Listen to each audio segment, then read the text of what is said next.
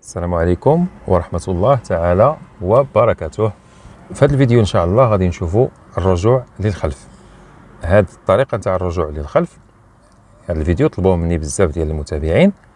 إذا هذا الفيديو للمتابعين كاملين واللي عندهم مشكل ديال الرجوع للخلف. غادي نشوفوا كيفاش كنقرب وكنبعد من التروطوار.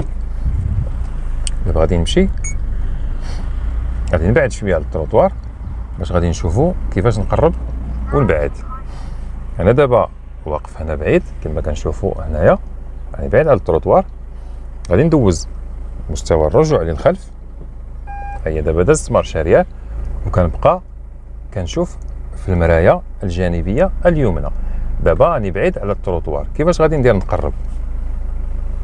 كندور الموجه للجهه ديال اليمين، ماشي كما كيعتقدوا البعض انني الا دورت لجهه اليمين السياره غادي تمشي لليسار، وإلا دورت لليسار السياره غادي تمشي لليمين. لا، منين كنبغي نقرب السياره لجهه اليمين كندور الموجه ولا المقود اليمين. منين كنبغي السياره تبعد لي جهه اليسار كندور الموجه جهه ديال اليسار. دابا غادي نبقى نشوف في المرايه، غادي نلاحظ ان السياره بدات كتقرب للرصيف.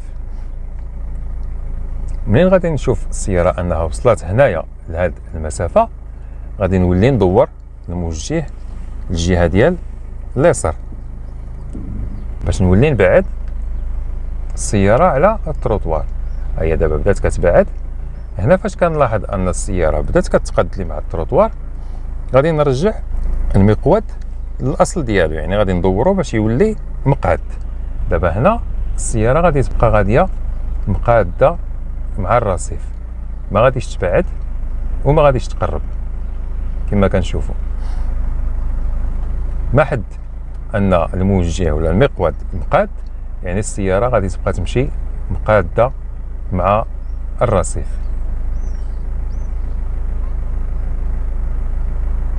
هي غاديه بدون اي مشكل، كتبقى غاديه في واحد الشكل اللي هو مستقيم. غادي نعاود نمشي للامام. انا غادي نبعد على التروطوار، يعني كما كنشوف دابا هي بعيده على التروطوار. غادي ندوز مستوى الرجوع للخلف، ندور المقود الجهه ديال اليمين ونبقى كنقرب للرصيف حتى كتقرب، وكنولي ندور المقود الجهه ديال اليسار. منين هنا كتبان لي تقادات السياره مع الرصيف كنقاد العجلات، وكتبقى السياره كما قلنا غاديه في واحد الخط اللي هو مستقيم.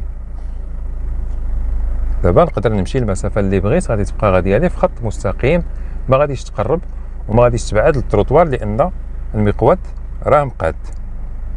الا بغيت نبعد على التروطوار غادي ندور الجهه ديال اليسار. غادي نلاحظوا ان السياره غادي تبدا كتبعد لي على التروطوار، وإلا بغيت نولي نقرب غادي نولي ندور الجهه ديال اليمين. السياره غادي تبدا كتقرب لي للتروطوار. كما قلنا فاش تلقى قربات غنولي ندور جهه اليسار باش نقاد السياره مع التروطوار وتبقى غاديه في خط مستقيم. صافي، هذه هي الطريقه ديال الرجوع للخلف المارش اريال. راه ما فيهاش شي مشكل، راه سهله، فقط كيخصها شويه ديال التمرين باش كتولي كتجينا سهله وتولي عاديه بحال السير للامام. هذا كل ما كيتعلق بالفيديو ديال الرجوع للخلف. كنتمنى الشرح يكون باين وواضح، وان شاء الله تنتلاقاو في شي فيديو جديد بحول الله.